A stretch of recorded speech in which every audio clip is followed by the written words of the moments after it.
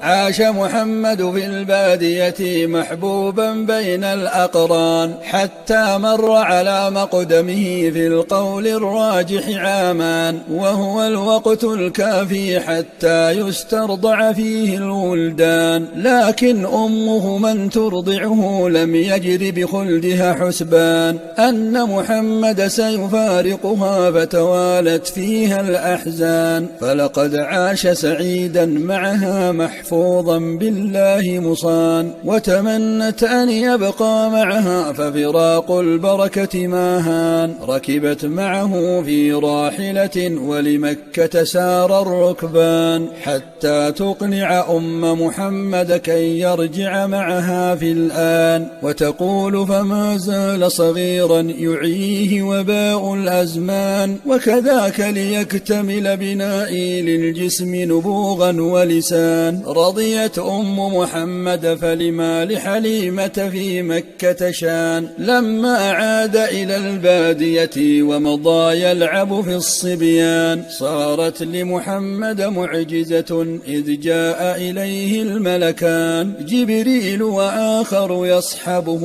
ولذلك شوهد رجلان. طرحاه أرضا بل شق الصدر ونقى فيه جنان، غسلاه بماء من ثلج واستخرج حظ الشيطان. ملأه بعلم وبفقه وكذاك بنور الإيمان.